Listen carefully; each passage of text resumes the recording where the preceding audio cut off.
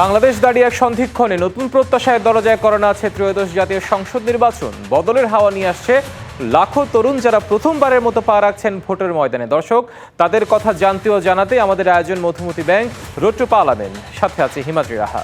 দর্শক, road two পার্লামেন্টে আজকে আমরা আলোচনা করব রাজশাহী জেলার যে সংসদীয় আসনগুলো আছে 1 থেকে 6 পর্যন্ত, সেই আসনগুলো নিয়ে জানবো সেখানকার তরুণ ও সাধারণ মানুষের কথা, সে সাথে জানবো প্রার্থীদের কথা। রোড টু পার্লামেন্ট আমরা আজকে রাজশাহী বিভাগের যে সংসদীয় আসনগুলো আছে সেখানকার মনোনীত প্রার্থীদের সাথে আমরা কথা বলবো। এই মুহূর্তে আমাদের সাথে যুক্ত আছেন বিএনপি চেয়ারম্যানের উপদেষ্টা ও রাজশাহী 2 সদর আসনে বিএনপি মনোনীত প্রার্থী মিজানুর রহমান মিনু, সাথে আছেন রাজশাহী 2 আসনে জামায়াত মনোনীত প্রার্থী মোহাম্মদ জাহাঙ্গীর, এবং সাথে আছে আমাদের সাথে আবুল কালাম আজাদ, রাজশাহী 3 আসনে জামায়াত মনোনীত প্রার্থী। আমরা শুরুতে মিজানুর রহমান মিনু, আপনাকে দিয়ে আমরা শুরু করতে চাই। আর বেশি দিন নেই, অর্থাৎ ঘড়ির কাঁটায় যদি মানে সময়ের তারিখের হিসেবে যদি বলতে চাই যে আর 9 দিন পরে কিন্তু নির্বাচন, ফেব্রুয়ারি মাস, নির্বাচনী মাসে আমরা প্রবেশ করেছি। কি মনে হচ্ছে, দিনকে দিন তো আসলে বাদানুবাদ, পাল্টাপাল্টি কথাবার্তা সবকিছু মিলিয়ে নির্বাচনী মানে উত্তাপ একদম তুঙ্গে। আপনার ওখানে কি মনে হচ্ছে, কতটা চ্যালেঞ্জিং আপনার আসনটি? ধন্যবাদ ডিপিসি পরিবারকে, রোড টু ডেমোক্রেসি। আমি প্রথমে আমাদের প্রিয় বাংলাদেশের গণতন্ত্রকে এবং দেশকে রক্ষায় মহান স্বাধীনতার ঘোষক আমাদের প্রিয় প্রেসিডেন্ট শহীদ জিয়াউর রহমান এদেশে বহুদলীয় গণতন্ত্র তিনি প্রতিষ্ঠিত করেছিলেন। তিনি একদলীয় শাসন থেকে বহুদলীয় শাসনের ব্যবস্থা করেছেন। তার কারণে স্বৈরাচার আওয়ামী লীগ এবং বর্তমান জামাত তারা রাজনীতি করার সুযোগ পাচ্ছে শহীদ জিয়ার দেশকে ভালোবেসে সবাইকে নিয়ে দল এবং দেশ করার জন্য, এবং একটি গণতান্ত্রিক সমাজ ব্যবস্থায় রোড টু ডেমোক্রেসিতে আমি মনে করি যে এটা একটি অত্যন্ত ঐতিহাসিক সিদ্ধান্ত। এরপর স্বৈরাচার এরশাদ জোর করে রাষ্ট্র ক্ষমতায় আসার পর আপসীন দেশ নেত্রী মাটি মানুষে বা আমাদের দেশ নেত্রী বেগম খালেদা জিয়া গণতন্ত্র পুনরুদ্ধার আন্দোলনে তিনি দীর্ঘ প্রায় 9 বছর রাজপথে ছিলেন। ঘর থেকে বাইরে এসে তিনি আন্দোলনের নেতৃত্ব দেন এবং পর স্বৈরাচার এরশাদের বিরুদ্ধে সর্বাত্মক আন্দোলন, এবং কোনো একজন তৎকালীন পতিত হচ্ছে নেত্রী শেখ হাসিনা বিশ্বাসঘাতকতা করেছিলেন। কিন্তু আমাদের মা, আমাদের দেশ নেত্রী, তিনি গণতন্ত্রের জন্য তিনি হচ্ছে আপোষহীন ছিলেন, এবং তিনি এখন সারা বিশ্বের সবার নেত্রী আমাদের মা। এটা আমাদের একক পাকিস্তান নয়। তবে নির্বাচনী পরিবেশে কথা হচ্ছে রাজশাহীর অত্যন্ত গুরুত্বপূর্ণ 8 নম্বর ওয়ার্ড, এখানে Rajshahi medical college, Rajshahi teachers training college. আপনারা তো জানেন যে রাজশাহী শিক্ষা মহানগরী। আমি রাস্তায় আমি প্রচার মিছিল থেকে এখানে কথা বলছি। রাজশাহীর নির্বাচনী অবস্থান অত্যন্ত সুন্দর। আমাদের সঙ্গে আরো 2টা ভাই এই অনুষ্ঠানে আছে, তারা সবাই আমাদের আপন ভাই। আমরা রাজশাহী আমাদের সবার। And you know that 2004 Russia is the happiest city middle category in the world. এটি রাজশাহীবাসীর সাফল্য, সবার সাফল্য। আমি আশা করি রাজশাহী সেই শান্তিপূর্ণ পরিবেশ, রাজশাহী শান্তিপূর্ণ পরিবেশ সারা বাংলাদেশের এই উপমহাদেশ সবাই জানে। রাজশাহী হচ্ছে ঐতিহাসিক শিক্ষা মনে করি, এখানকার মানুষরা তারা নিশ্চয়ই আমরাও চাই যে 12 তারিখ যে জনরায় আসবে সেই জনরায়ের মাধ্যমে সেই ঐতিহ্য আপনারা বজায় রাখবেন। আবুল কালাম আজাদ, আপনার কাছে ফিরতে চাই। যে বিষয়টি বলছিলেন যে মিজানুর রহমান মিনু, আপনার একই আসনের আপনার প্রতিদ্বন্দ্বী, আপনার একই আসনে নয়, আপনি 3 আসনে, মিজানুর রহমান মিনু 2 আসনে। যাই হোক, আপনার প্রতিদ্বন্দ্বী দল যে কথাটি বলছিল যে আসলে রাজশাহীতে একটা সবসময় একটা পলিটিক্যাল বিউটি ছিল, আছে, কিন্তু আমরা যে বিষয়টি দেখতে পাচ্ছি বিভিন্ন জায়গায় সংঘাত সহিংসতার খবর আমরা পাচ্ছি গণমাধ্যমে যেটি এসছে, সবকিছু মিলিয়ে লেভেল প্লেইং ফিল্ড আসলে কতটা নিশ্চিত হচ্ছে নির্বাচনের সবচেয়ে যে গুরুত্বপূর্ণ বিষয়?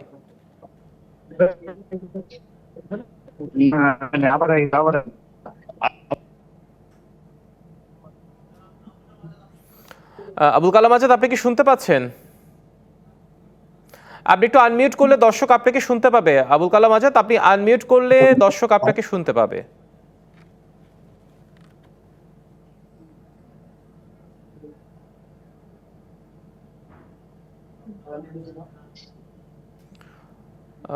আবুল কালাম আজাদ, আপনার ডিভাইসটি আনমিউট করলে আমরা আপনাকে শুনতে পাবো সবাই।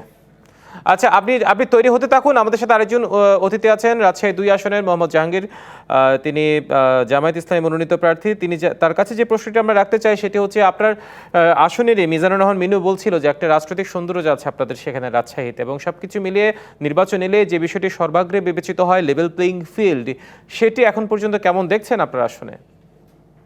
জি, ধন্যবাদ ডিবিসি নিউজকে আমাদেরকে আজকের রোড টু ডেমোক্রেসিতে সংযুক্ত করার জন্য। এবং আমি আজকের এই অনুষ্ঠানের মাধ্যমে আমার ভোটারদেরকে, রাজশাহীবাসীকে অভিনন্দন ও শুভেচ্ছা জানাই। জি, মিজানুর রহমান মিনু ভাই যেটা বলেছেন যথার্থ বলেছেন। রাজশাহী একটা আমাদের এখানে খুব সুন্দর পরিবেশ বিরাজ করে সবসময়।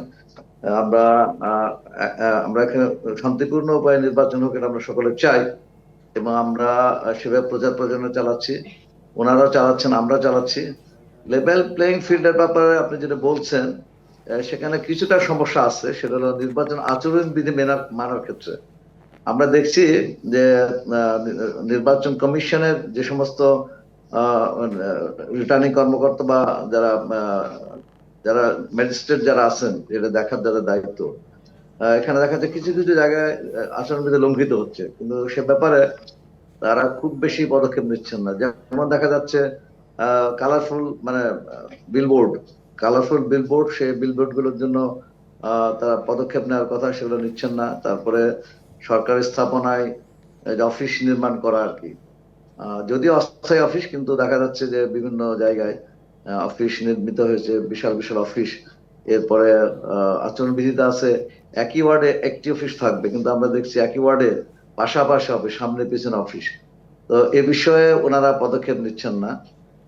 তো এই টুকটাক বিষয় আছে। তাছাড়া আমাদের মধ্যে শান্তিপূর্ণ পরিবেশ বিরাজ করছে আর কি।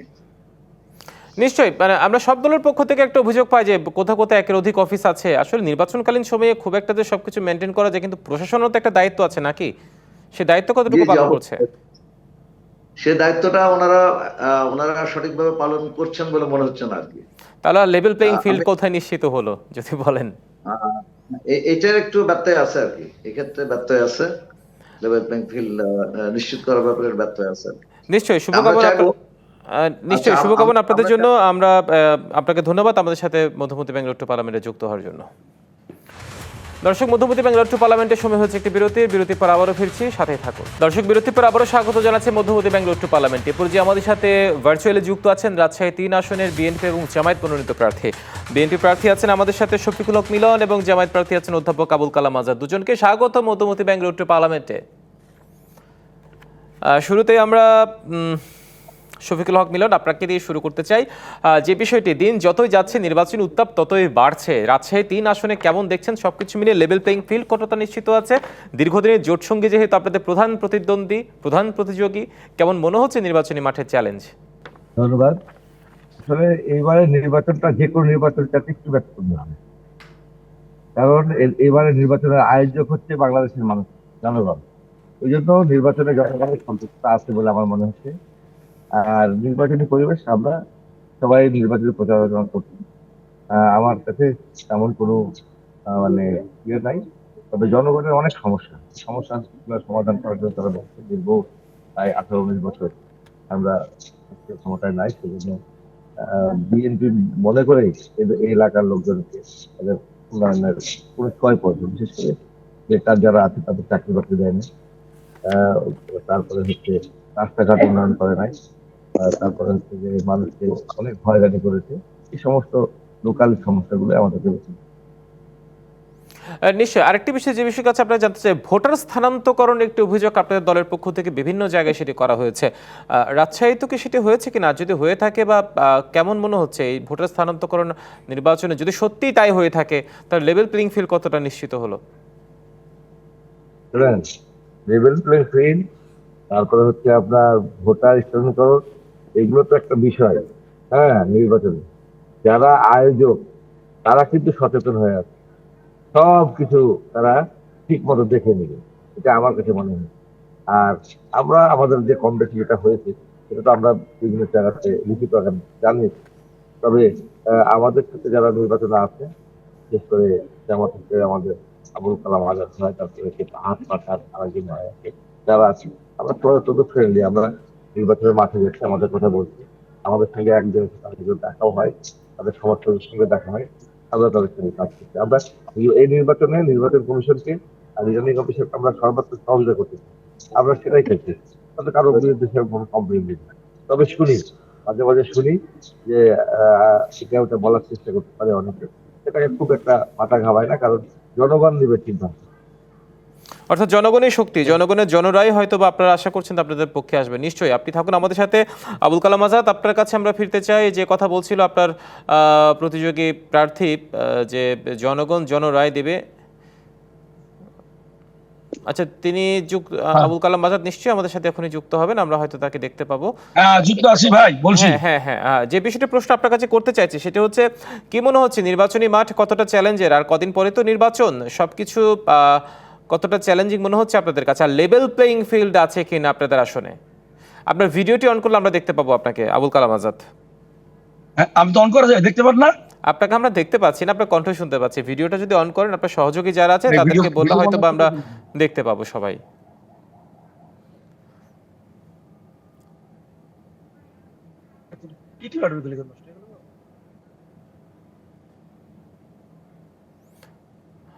আপনি প্রশ্নের উত্তর দিতে থাকুন, হয়তো ভিডিও অন হলে আমরা আপনাকে শুনতে পাবো।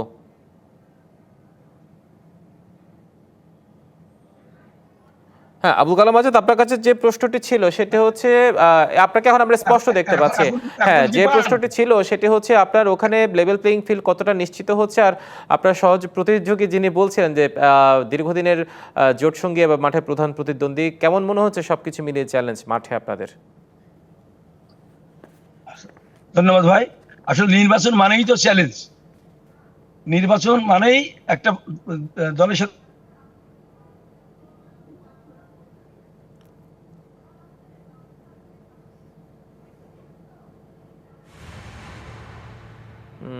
আমরা আসলে অনেক আপনাকে, হ্যাঁ চ্যালেঞ্জ তো হবেই। হ্যাঁ হ্যাঁ হ্যাঁ, সেক্ষেত্রে যারা আমার সাথে ভোট করছেন তারা আমরা একসঙ্গে জোটেছিলাম। রাজশাহীতে আমরা সবাইকে নিয়ে একসঙ্গেই মিলেমিশে থাকার চেষ্টা করি এবং এখনো আছি আমরা, ইনশাল্লাহ একসাথে মিলেই আছি। কিন্তু আমরা, শুনছেন ভাই? হ্যাঁ ভাই শুনতে শোনা পাচ্ছি, যায়? হ্যাঁ শুনতে পাচ্ছি, আপনাকে আমরা স্পষ্ট শুনতে পাচ্ছি। শুনতে পারতেন? রাজশাহীতে আমরা একসাথে মিলেমিশে কাজ করার চেষ্টা করছি। তো আমরা কোনোদিনই রাজশাহীতে অহিংসা করতে চাই না। কিন্তু এবার আমার 3 নাম্বার আসনে একটা সমস্যা, আমার শফিউল ভাই মিলন ভাই করছে না, উনি ঠিক আছে। সমস্যা হলো মাঠ পর্যায়ে আমি যে ভোট দিতে চাইছি সাধারণ ভোটারদেরকে, যারাকে ভোট দেবে না, ওরা মনে করছে যে বোধহয় আমাদের এই ভোটটা দাঁড়িপাল্লায় চলে যাবে, তাদেরকে কেউ কেউ হুমকি দেখেছে যে ভোট সেন্টারে যাবেন। আমরা অবশ্যই আশ্বাস দিচ্ছি যে ভোট সেন্টারে সবাই যাবেন, আপনি যাকে ইচ্ছা তাকে ভোট দিবেন, ভোট সেন্টারে যাবেন। তো এইটা যদি বন্ধ না হয় তাহলে লেভেল প্লেইং ফিল্ডটা সঠিক হবে না। আমরা প্রশাসনকে বারবার বলেছি যে এটা দেখা দরকার যে কারা এরকম হুমকি দেখাচ্ছে। তাছাড়া এই আর কোনো থ্রেড নাই এখানে। নিশ্চয়ই, ইনশাআল্লাহ অর্থাৎ রাজনীতির দু একটি মানে আশঙ্কার কথা আপনারা বলছেন। নিশ্চয়ই নির্বাচনের আগে সেই প্রশাসন সেই বিষয়গুলো দেখলে হয়তো একটি সুন্দর শান্তিপূর্ণ নির্বাচন অনুষ্ঠিত হবে। অধ্যাপক আবুল কালাম আজাদ এবং শফিকুল হক মিলন, দুজনকে অসংখ্য ধন্যবাদ আমাদের সাথে যুক্ত হওয়ার জন্য। দর্শক, মধ্যমতি ব্যাংক উত্তর পার্লামেন্টের সময় হলো আরেকটি বিরতির, সঙ্গে থাকুন। বিরতির পর আবারও স্বাগত জানাচ্ছি, আপনারা দেখছেন মধ্যমতি ব্যাংক উত্তর পার্লামেন্ট। দর্শক, এই মুহূর্তে আমাদের সাথে ভার্চুয়ালি যুক্ত আছেন রাজশাহী 1 আসনের বিএনপি মনোনীত প্রার্থী শরীফুদ্দিন, যিনি বিএনপি চেয়ারম্যানের উপদেষ্টা। আপনাকে স্বাগত মধ্যমতি ব্যাংক উত্তর পার্লামেন্টে। জি ধন্যবাদ, সবাইকে সালাম। শ্রোতা দর্শক যারা আছেন সবাইকে সালাম। কেমন দেখছেন, দিন যত যাচ্ছে নির্বাচনী চ্যালেঞ্জ তত বাড়ছে, কি মনে হচ্ছে আপনার আসলে লেভেল প্লেইং ফিল্ড নিশ্চিত হবে? লেভেল প্লেইং ফিল্ড বলে কোনো কথা না। আমি আমার মতো নির্বাচন কার্যক্রম চালাবো, আমার যারা অন্যান্য পদপ্রার্থী আছেন তারা তাদের মতো নির্বাচন কার্যক্রম চালাবে। এটাই আমাদের এই গণতন্ত্রের বিউটি। এবং এখানে লেভেল প্লেইং ফিল্ড বলতে যেটা বোঝাচ্ছেন, সবাই যে যার মতো সুযোগ পাচ্ছে এবং প্রশাসন তাদেরকে সেভাবেই সহযোগিতা দিচ্ছে। এই যে এই মুহূর্তে যেমন কথার কথা, আমি কিন্তু একটা খ্রিস্টান আদিবাসী, যেটাকে সাঁওতাল সম্প্রদায় বলেন, সেখানে একটা অনুষ্ঠানে আজকে তাদের মাঝে আছি। এখানে কেউ কোনো বাধা দেওয়ার কথা না, কেউ কোনো আপত্তিও দেওয়ার কথা না, এবং এটা একেবারেই লেভেল প্লেইং ফিল্ড চলতেছে। আমি আশা করব আগামী 10 তারিখ পর্যন্ত, 12 তারিখে ইলেকশন, 10 তারিখ পর্যন্ত যাতে এই পরিবেশ মানে কোনো ব্যাহত না হয়, সোজা কথা। নিশ্চয়ই আমরা প্রত্যাশা থাকবে যে শান্তিপূর্ণ সুষ্ঠু নির্বাচন হবে। জনগণ আপনাদের 31 দফাগুলোকে কিভাবে গ্রহণ করছে? জনগণ 31 দফায় কিন্তু আমাদের বিএনপির এখন ম্যান্ডেট, অনেকগুলো বাস্তবায়ন হয়ে গেছে। আর আগামীতে আমরা শতভাগ নিশ্চিত আমরা সরকার গঠন করে বিএনপি বাকি যেগুলো এখনো বাস্তবায়ন হয়নি সেগুলো আমরা অবশ্যই আমাদের অঙ্গীকারনামা, সেগুলো সেই সংস্কার কর্মসূচি আমরা বাস্তবায়ন করব। নিশ্চয়ই প্রথমে না হলো পরবর্তীতে গণভোটে আপনাদের চেয়ারম্যান পক্ষ থেকে হাটে এসছে, সেই গণভোটের ইস্যুতে আপনারা কিভাবে গ্রহণ করছে জানেন? গণভোট ইস্যুতে আবারও বলছি, আমরা প্রত্যেকটা ভোটারকে পড়িয়ে শোনাচ্ছি। 11টা পয়েন্ট আছে এবং জুলাই সনদে উল্লেখিত যেসব দাবি দেওয়া যেগুলো আমরা স্বাক্ষর করেছি সেগুলো সম্বন্ধে সবাইকে অবগত করাচ্ছি। অর্থাৎ এবং তারা যে আমরা- সেই সিদ্ধান্ত আপনারা অবগত করছেন, তারা তাদের মতো সিদ্ধান্ত নেবে। নিশ্চয়ই অসংখ্য ধন্যবাদ আমাদের সাথে মধ্যমতি ব্যাংক রোড টু পার্লামেন্টে যুক্ত হওয়ার জন্য। শুভকামনা আপনার জন্য। দর্শক, এই মুহূর্তে ভোটের আড্ডায় নানা শ্রেণী পেশা মানুষের ভাবনা নিয়ে আমাদের সাথে যুক্ত হচ্ছেন রাজশাহী থেকে সহকর্মী সৌরভ হাবিব। সৌরভ, কেমন দেখছেন সেখানে সাধারণ মানুষের ভাবনা? হিমাদ্রি, রোড টু পার্লামেন্টে স্বাগত জানাচ্ছি আমাদের রাজশাহীর যারা ভোটের ভাবনায় যুক্ত হয়েছেন তাদেরকে। আমরা তাদের সরাসরি মতামত নিতে যাব একটু। কেমন পরিবেশ দেখছেন এবার নির্বাচনের? নির্বাচন দেখছি আমরা ভালো, মোটামুটি বিভিন্ন প্রার্থীদের প্রচারণা চলছে, কিন্তু আমাদের দাবিগুলো বিশেষ করে আমরা চাই রাজশাহীতে যেমন আমাদের এখানে 4 লেন বা 6 লেন রোডটা নাই, যার কারণে নানা ধরনের অ্যাক্সিডেন্টগুলো হচ্ছে। এবং আমরা মনে করি রাজশাহী কেন্দ্রিক যে জলাধার পথগুলো আছে যেমন শিব, বার্নাই, নবগঙ্গা, এগুলো ঠিক করে নৌপথও চালু করা হোক। আর একটা বিষয় আছে আমাদের এখানে কৃষি শিল্প নিয়ে কেউ কথা বলছে না তেমন। আমরা চাই যারা প্রার্থীতে আছে তারা তাদের ওয়াদা যেন পূর্ণ করে। এখানে কৃষি শিল্প হিসেবে গড়ে তুললে এখানে অনেক মানুষের বরঞ্চের কর্মসংস্থান হবে, এই বিষয়টি দেখা উচিত। ধন্যবাদ। কেমন প্রার্থীকে এবার আপনারা বেছে নেবেন? আমাদের এখানকার যে প্রার্থী যারা আছেন তারা যারা পরিবেশ নিয়ে যাদের ভাবনা থাকবে, সরাসরি নদী উদ্ধারের ব্যাপারে যাদের ভাবনা থাকবে, সরাসরি যারা মতামত ব্যক্ত করবেন এবং আশ্বস্ত করবেন জনগণকে, এই দলকেই আমরা ভোট দেব। ধন্যবাদ। আমাদের রাজশাহী থেকে সরাসরি কক্সবাজার বা চট্টগ্রামে রোড নেই, রেলপথ নেই, এইসব বিষয়ে যে সমস্যাগুলো, কি ধরনের সমস্যা হয় বা এটা দরকার কিনা? হ্যাঁ, অবশ্যই দরকার। আমাদের তো সরাসরি কক্সবাজার যাওয়ার জন্য হয় আমাদের ইয়ারে যেতে হয়, না হলে আমাদেরকে বাসে যেতে হয়, যেটা খুবই সময় সাপেক্ষ এবং জার্নি করা খুবই কষ্টকর। তো আমরাও চাই আমাদের রাজশাহীতে রেলপথের উন্নতি হোক এবং আমরাও চাই যেন আমাদের রাজশাহী থেকে কক্সবাজার আমরা রেলপথে যেতে পারি, এরকম চাই। পাশাপাশি আমরা নারীদের উন্নয়ন চাই, যে নারীদের কর্মক্ষেত্রের সুযোগ সৃষ্টি করা হোক এবং নিরাপদ কর্মপরিবেশ তৈরি করা হোক। নারীরা শুধু শিক্ষিত হবে এবং তারা বসে থাকবে, ঘর সামলাবে এরকম না। নারীরা অবশ্যই ঘর সামলাবে, পাশাপাশি তারা তাদের যে শিক্ষাগত যোগ্যতা রয়েছে সেটা দিয়ে তারা সক্ষমতা অর্জন করবে। যারা ভোটে আসছেন তারা নারীদের বিষয়ে কি ধরনের প্রতিশ্রুতি দিচ্ছেন উন্নয়নে? নারীদের তো উন্নয়নে অনেক প্রতিশ্রুতি দিচ্ছে এবং প্রতিবারই দেওয়া হয়। ভোট আসে, ভোট যায়, নারীদের প্রতিশ্রুতি, উন্নয়নের প্রতিশ্রুতি দেওয়া হয়, কিন্তু ভোট চলে যাওয়ার পরে আসলে বাস্তবায়নটা সঠিকভাবে হয় না। আসলে আমাদের অর্ধেকের বেশি হচ্ছে ভোটার যারা রয়েছে, তাদের অর্ধেকের বেশি নারী রয়েছে। তো আমরা নারীদেরকে বাদ দিয়ে কোনো উন্নয়ন সম্ভব নয়। ধন্যবাদ। আমরা একটু আপনার সাথে কথা বলি। এবার কি ধরনের প্রার্থীকে গুরুত্ব দিচ্ছেন?